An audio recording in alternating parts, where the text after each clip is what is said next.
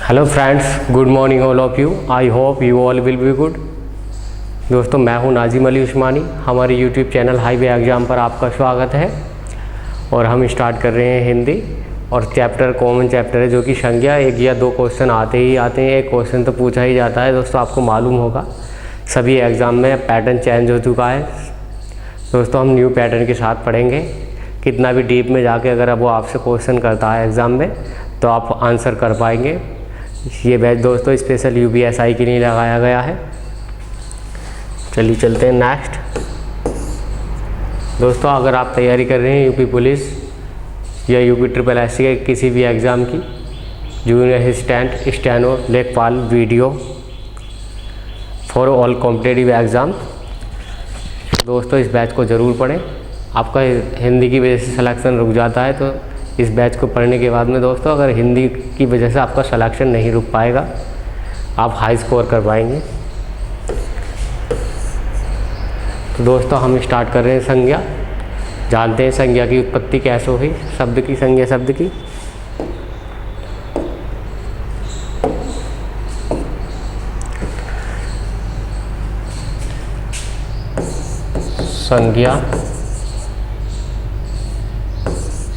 संज्ञा शब्द की उत्पत्ति। संज्ञा शब्द की उत्पत्ति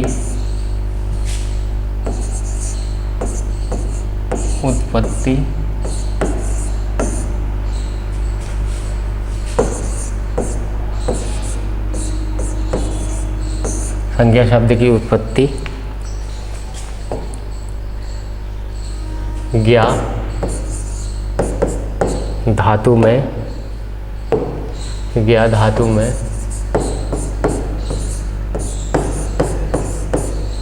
शम उपसर्ग लगाकर सम उपसर्ग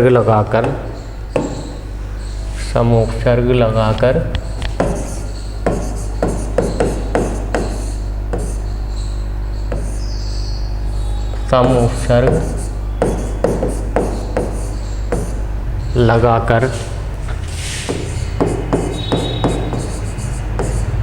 सम उपसर्ग लगाकर एवं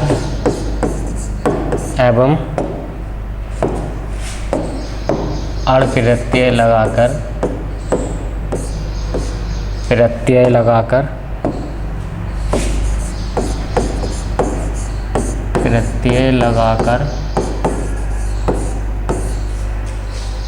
की गई जिसका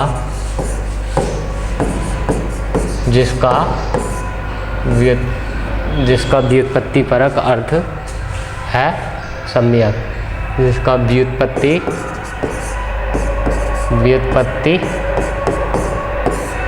परक अर्थ है सम्यक। अर्थ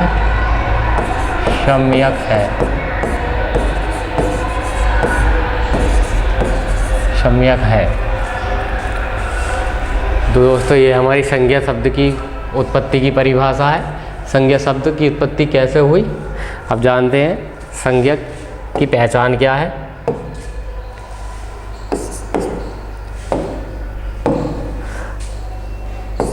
अतः किसी विशेष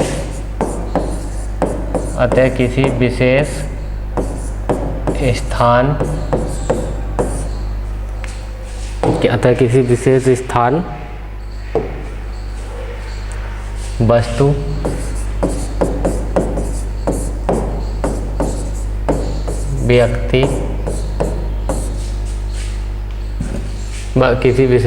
वस्तु व्यक्ति अथवा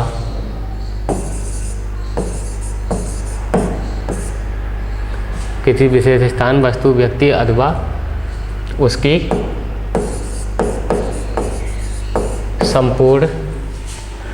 संपूर्ण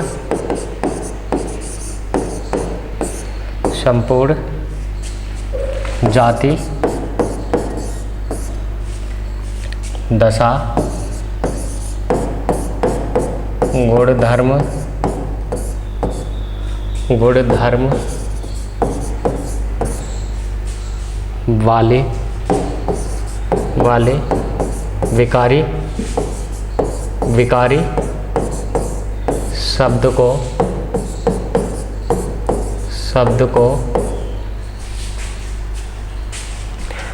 गुणधर्म विकारी वाले शब्द को संज्ञा कहते हैं। संज्ञा कहते हैं। दोस्तों ये है, इसका ध्यान रखें। संपूर्ण जाति किसी विशेष वस्तु, व्यक्ति अथवा उसकी संपूर्ण जाति, दशा, गुण, धर्म वाले विकारी शब्द को संज्ञा कहते हैं। ये दोस्तों हमारी संज्ञा की पहचान है। हमें पहचान कैसे करनी है, अब दोस्तों देखते हैं कि स्वतंत्र रूप नोट देख लेते हैं क्या है। दोस्तों इसमें से क्वेश्चन आया है और पेपर देने के बाद कहते हैं कि मालूम नहीं कहाँ से आया। तो दोस्तों देखते हैं कैसे किस तरह से इसमें जो नोट लिखा रहा हूँ मैं इम्पोर्टेंट है। स्वतंत्र रूप से प्रयुक्त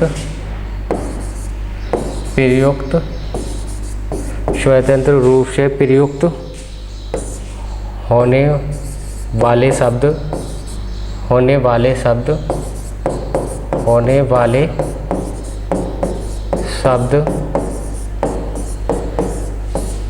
जो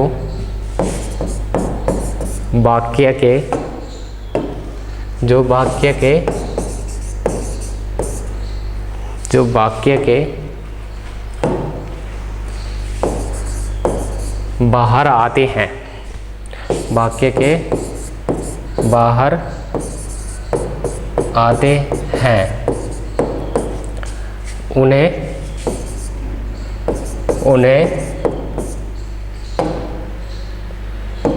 शब्द कहते हैं। उन्हें शब्द कहते हैं। और जो वाक्य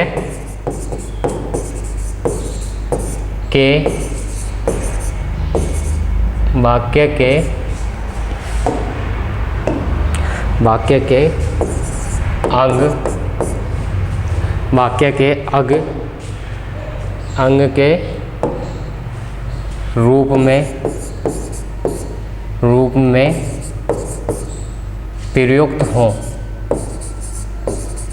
प्रयुक्त हो उन्हें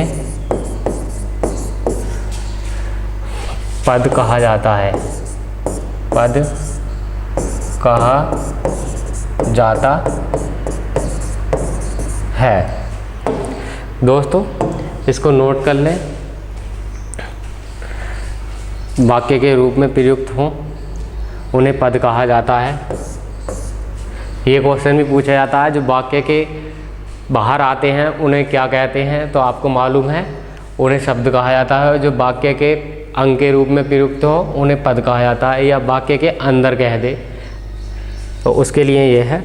अब चलते हैं दोस्तों नेक्स्ट।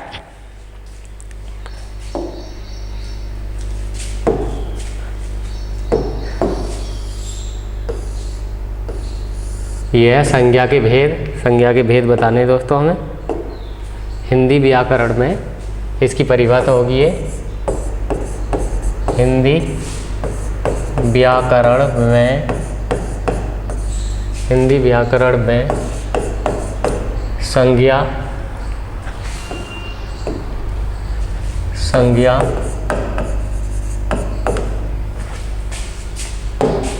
हिंदी व्याकरण में संज्ञा शब्दों के विभाजन के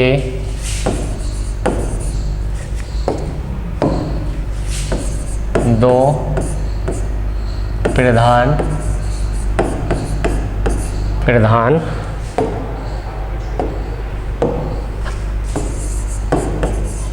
आधार है।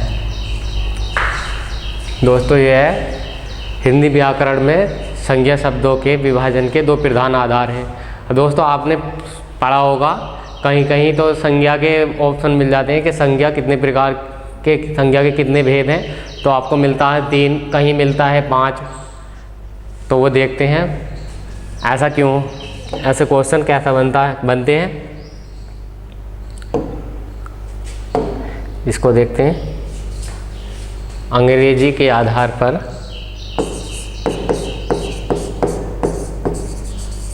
अंग्रेजी के आधार पर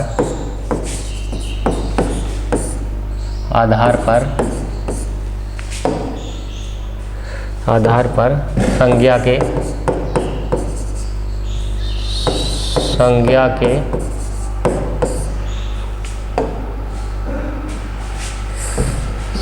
के 5 भेद किए गए हैं।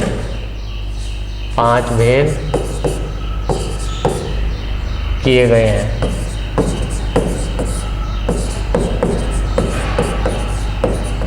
अंग्रेजी के आधार पर संज्ञा के 5 भेद किए गए हैं दोस्तों।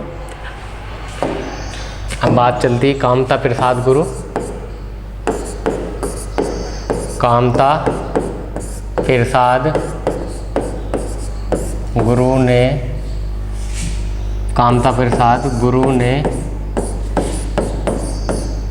संज्ञा के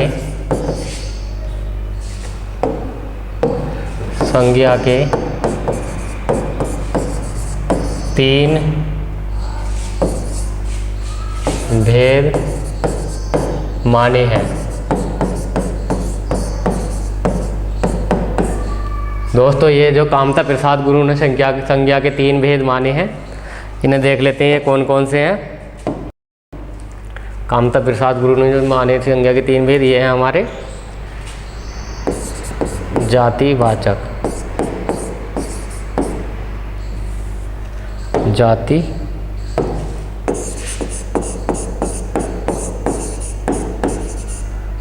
वाचक फर्स्ट। सेकंड हो जाएगा हमारा भाववाचक,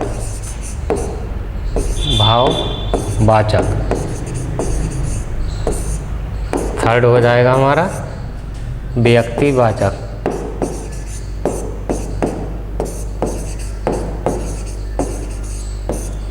ये दोस्तों ये 3 भेद जो माने हैं हमारे, ये कामता प्रसाद गुरु ने माने हैं।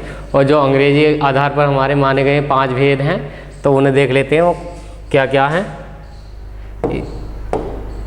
इसमें दोस्तों इसमें ये ऐड कर दिए हैं हमारे जातिवाचक में जोड़ रखा है हमारा, जातिवाचक में जोड़ रखा है द्रव्यवाचक,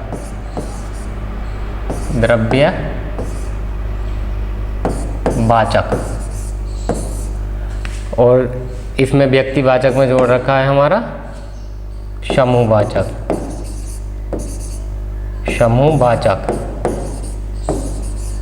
समूहवाचक संज्ञा।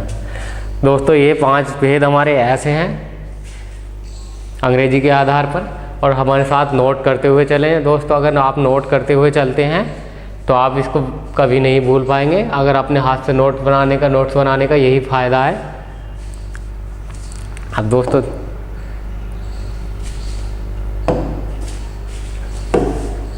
ये देख लेते हैं जो संज्ञा के भेद हमें जो कैसे दे रखे हैं। ये है हमारा संज्ञा के दोस्तों 5 भेद हैं। संज्ञा के 5 भेद, इनको पढ़ेंगे हम। संज्ञा के 5 भेद हैं, ये 5 है संज्ञा के 5 भेद। दोस्तों ये हैं हमारे, सबसे पहले ले लेंगे हम व्यक्तिवाचक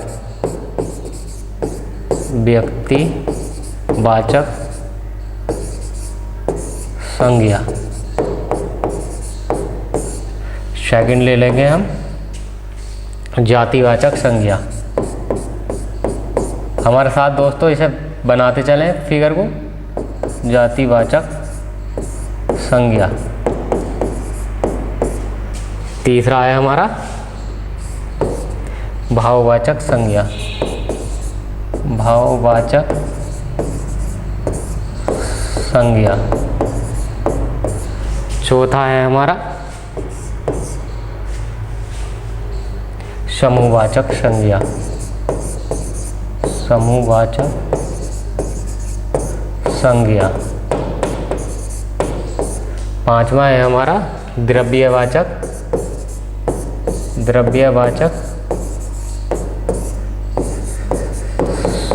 संज्ञा।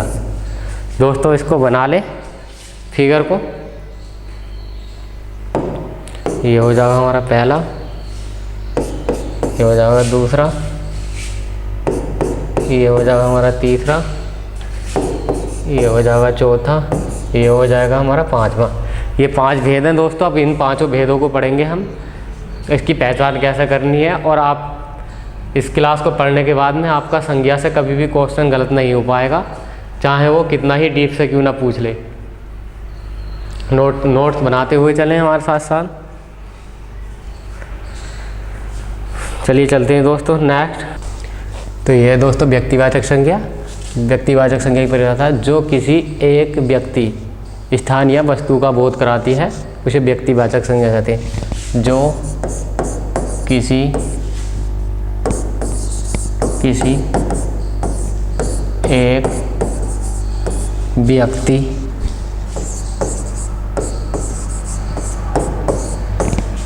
स्थान या वस्तु का बोध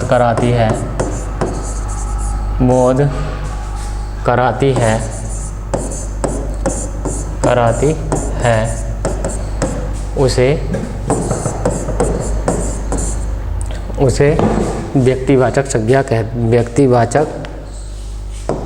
व्यक्तिवाचक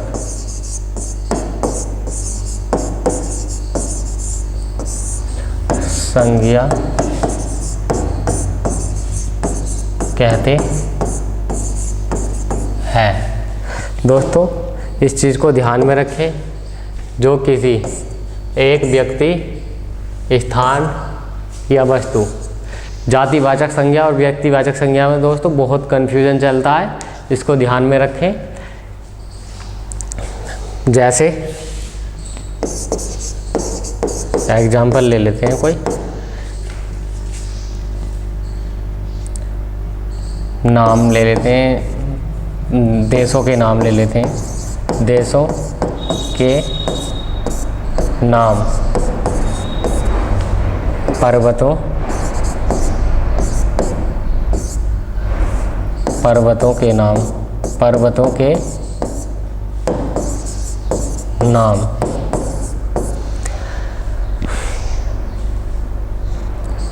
या फिर ले लेते हैं कोई नाम वैसे व्यक्तियों के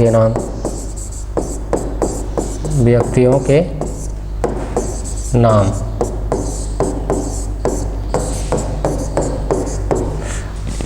इसके बाद में आपको कभी भी व्यक्तिवाचक और जातिवाचक संज्ञा में कभी कन्फ्यूजन नहीं होगा और ना ही क्वेश्चन गलत कर पाओगे। तब देख लेते हैं दोस्तों देशों के नाम। भारत,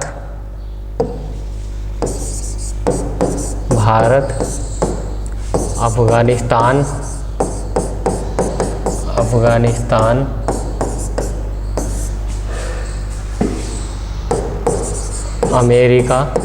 अमेरिका, आदि। देख लेते हैं माउंट एवरेस्ट,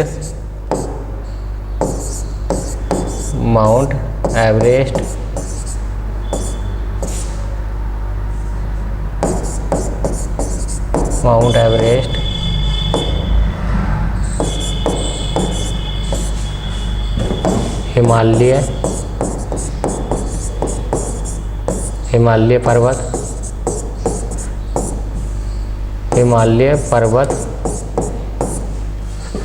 व्यक्तियों के नाम ले लेते हैं। रहीम, राम, रहीम, राम, मोहन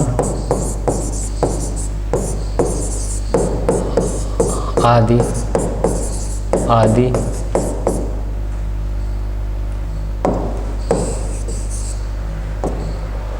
तो दोस्तों देख लेते हैं, जैसा कि हमने देशों का नाम लिया, भारत एक देश है क्योंकि और कोई नहीं है, अफ़गानिस्तान एक देश है, अमेरिका है, आदि जितने भी देशों के नाम हैं, क्योंकि और दूसरा नाम उसका नहीं है। अब जैसे माउंट एवरेस्ट पर्वत है, और रहीम, राम अपने आप में अलग पहचान है। आप जा सकते हो कि मैं भारत जा रहा हूँ, पाकिस्तान जा रहा हूँ, अफ़गानिस्तान जा रहा हूँ, तो इस तरह से हम पहचान करेंगे इसकी। और जो जातिवाचक संज्ञा है उसमें जाति का बोध होता है, उसमें कोई भी हो सकता है, उस जाति का, पूरी जाति का बोध कराता है। चलिए दोस्तों चलते हैं नेक्स्ट। ये है हमारा जातिवाचक संज्ञा। दोस्तों देखते हैं इसको, जातिवाचक संज्ञा को हम।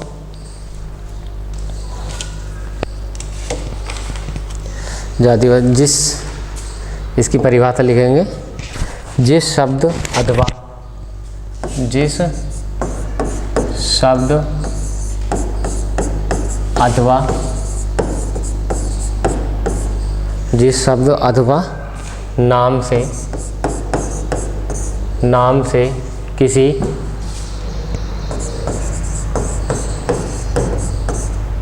वस्तु, व्यक्ति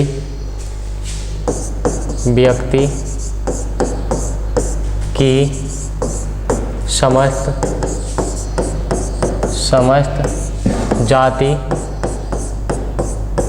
समस्त जाति का बोध हो, उसे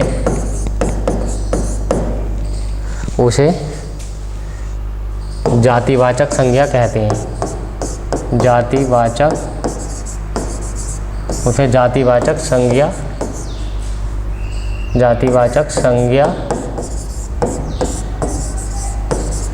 कहते हैं। उसे जातिवाचक संज्ञा कहते हैं। दोस्तों इसकी पहचान कर, आप जैसे कि अभी बताया था, व्यक्तिवाचक की पहचान बताई थी, जातिवाचक की पहचान देख लेते हैं कैसे करेंगे। जैसे मोबाइल,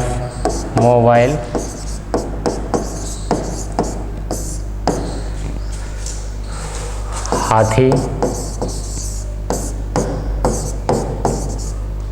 गाय, नेता, चोर, पुस्तक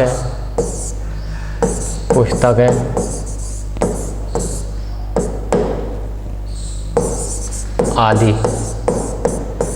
दोस्तों मोबाइल कोई सा भी हो सकता है, सैमसंग का भी हो सकता है, एमआई का भी हो सकता है। हाथी भी हम उसकी पहचान नहीं कर पाएंगे क्योंकि एक अपनी आप में जाति है हाथी, बहुत सारे हाथी हैं। गाय है, नेता है, कोई भी नेता हो सकता है। चोर के अंदर कोई भी चोर मनुष्य हो सकता है। पुस्तक है, मैथ हो, केमिस्ट्री हो, कुछ भी हो सकता है आदि। ये हमारी जातिवाचक संज्ञा की पहचान है।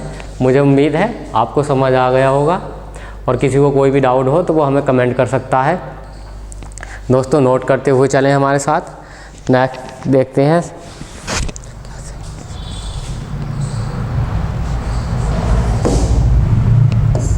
अभी दोस्तों हमारा ये समूहवाचक संज्ञा,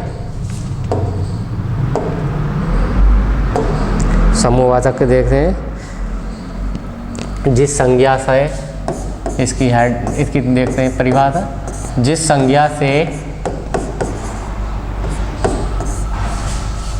किसी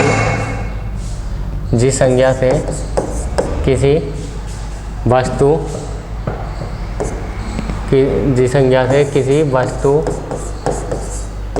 व्यक्ति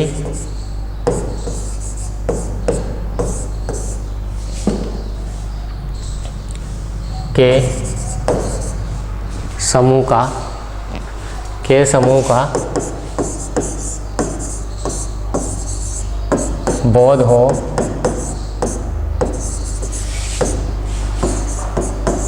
उसे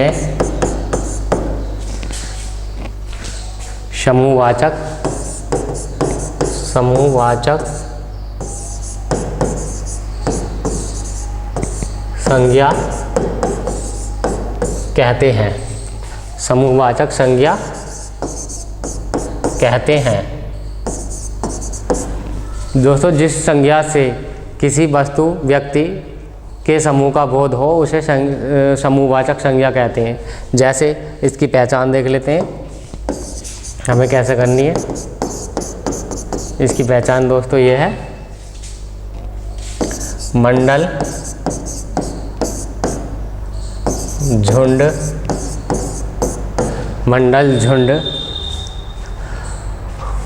गुच्छा,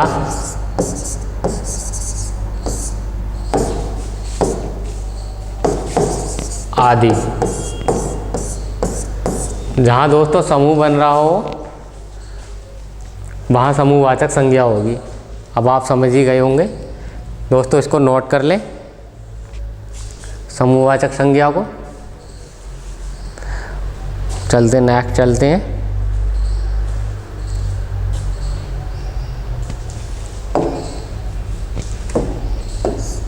यह है अब हमारा भाववाचक संज्ञा। भाववाचक संज्ञा देखते हैं।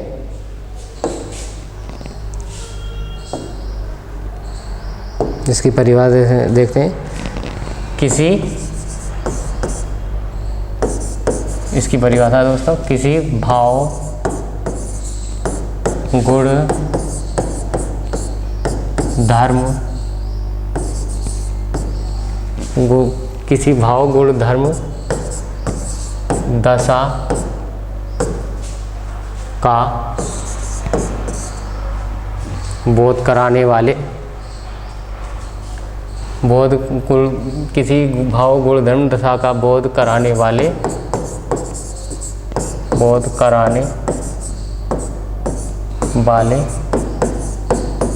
शब्द को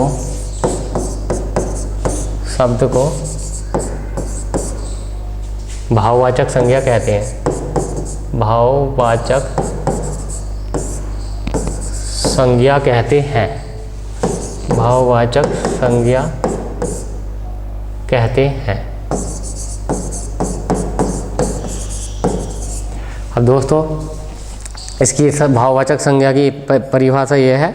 अब दोस्तों देखते हैं इसका कोई एग्जाम्पल, जैसे पहचान के लिए आपको अगर दे दे वो, जैसे क्वेश्चन ही दे दे एग्जाम में, जल में शीतलता, जल में शीतलता। सेकंड दे दे, आपको पहचान करनी है, अग्नि में उष्णता, अग्नि में उष्णता। अब आपकी पहचान करनी है दोस्तों, क्या है इसमें भाववाचक संज्ञा। ये हमारी भाववाचक संज्ञा होगी, इसमें ये भाववाचक संज्ञा होगी। और भी है इसमें ले लेते हैं, क्रोध, ये शब्द भी बहुत बार पूछा जाता है, मिठास, ये भाववाचक संज्ञा के शब्द हैं दोस्तों। इसको नोट कर लें। और दोस्तों इसके अलावा एक नोट और है, उसको कर लें। ये उतार लिया होगा आपने, मैं इसको रफ कर रहा हूँ।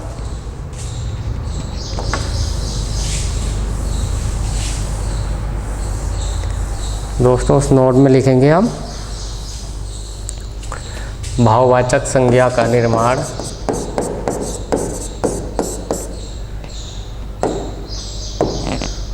भाववाचक संज्ञा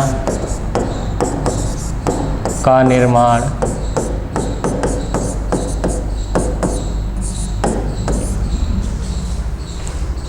भाववाचक संज्ञा शब्दों का निर्माण, संज्ञा शब्दों का निर्माण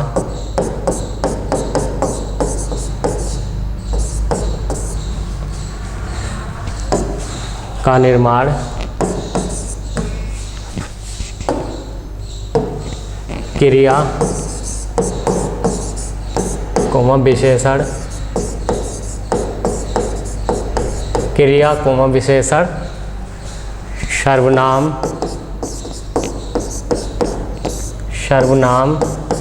कोमा जातिवाचक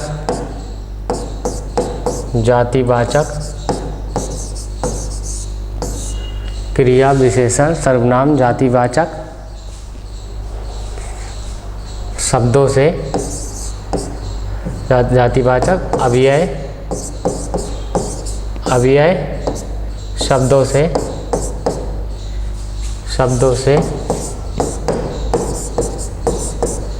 किया जा सकता है, शब्दों से किया जाता है। दोस्तों जैसे कि आपने पढ़ा होगा कोई एग्ज़ाम में, कोई भी एग्ज़ाम देने गए होंगे तो कुछ शब्द समझ में ना आते हैं कि जो हमने पढ़ा ही ना था, तो उसके बारे में हम आंसर ना दे पाते। तो देखते हैं वो क्या है, लिख लेते हैं। जातिवाचक शब्द और क्रिया ये ले लेते हैं हम सबसे पहले।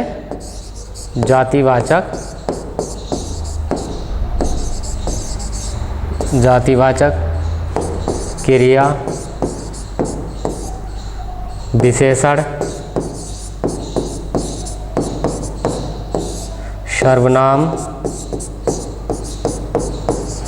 सर्वनाम अव्यय। अब दोस्तों ये देखते हैं हम इनसे हमारी भाववाचक संज्ञा इन शब्दों से हमारी कैसे बन सकती है। तो कोई शब्द ले लेते हैं, जातिवाचक हम ले लेते हैं कोई शब्द, जातिवाचक शब्द ले लेते हैं कोई हम, पुरुष। जातिवाचक ले लेते हैं शब्द पुरुष, और क्रिया ले लेते हैं पढ़ना। विशेषण ले लेते हैं कोई शब्द सुंदर। सर्वनाम ले लेते हैं कोई अपना। अव्यय ले लेते हैं रुकना। अब दोस्तों देखते हैं कि इनसे भाववाचक संज्ञा कैसे बनती है। हमारे साथ नोट करते हुए चलें दोस्तों, मोस्ट इम्पोर्टेंट क्वेश्चन है ये आने वाले।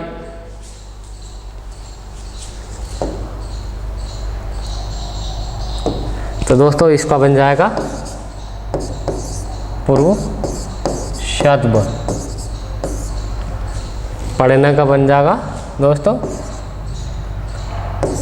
पढ़ाई। विशेषण सुंदर है, इसका बन जाएगा सुंदरता। अपना का बन जाएगा अपनत्व। रुकना का बन जाएगा रुकावट।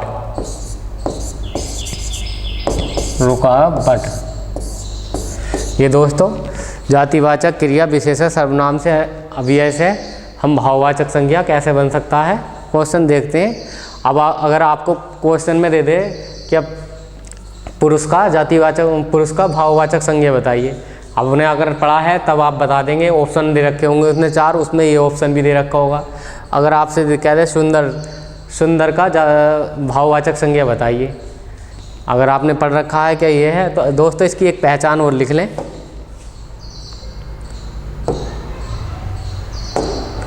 इसकी पहचान और लिख लें,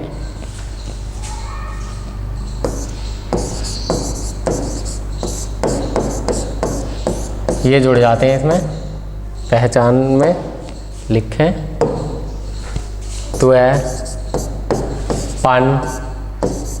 त्वपन ई हट बट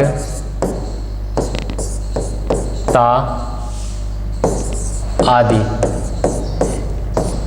इसके प्रत्यय में दोस्तों ये जुड़ा हुआ मिलेगा आपको, तो अब आप पहचान लेंगे। भाववाचक संज्ञा की पहचान है ये, त्व, पन, ई, हट, वट, ता आदि। दोस्तों देखते हैं आगे द्रव्यवाचक संज्ञा। एक लास्ट है आपकी द्रव्यवाचक संज्ञा दोस्तों, इसको नोट करें। चलते हैं नेक्स्ट।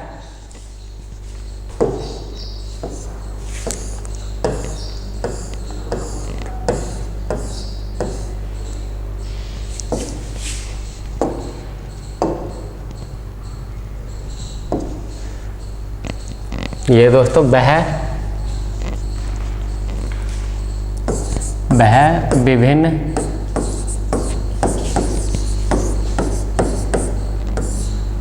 विभिन्न प्रकार की वस्तुएं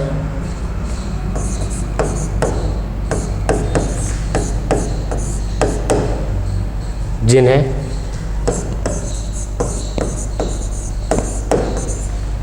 मापा या तोला जा सके, मापा या तोला जा सके, तोला जा सके,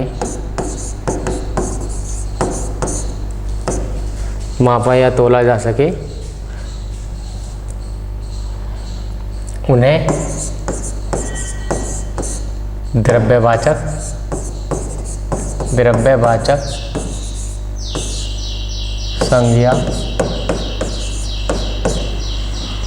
द्रव्यवाचक संज्ञा कहते हैं। दोस्तों वह विभिन्न प्रकार की वस्तुएं जिन्हें मापा या तोला जा सके उन्हें द्रव्यवाचक संज्ञा कहते हैं। जैसे पहचान कर देख लेते हैं इसकी कैसे होती है।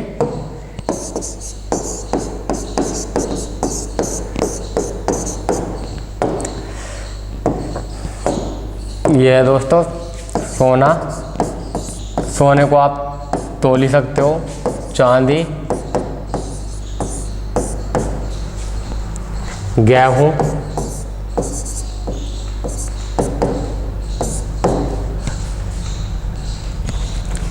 सोना, चांदी, गेहूं, दूध, दही, सोना, चांदी, दूध, दही, लोहा, पीतल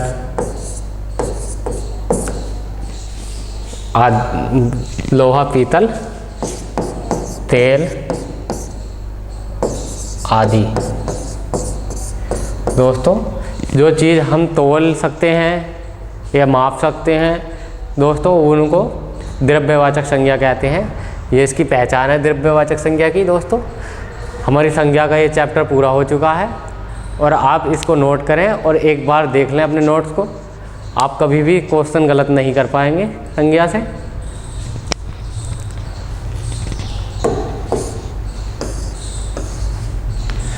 दोस्तों सब्सक्राइब, लाइक, शेयर करना ना भूलें।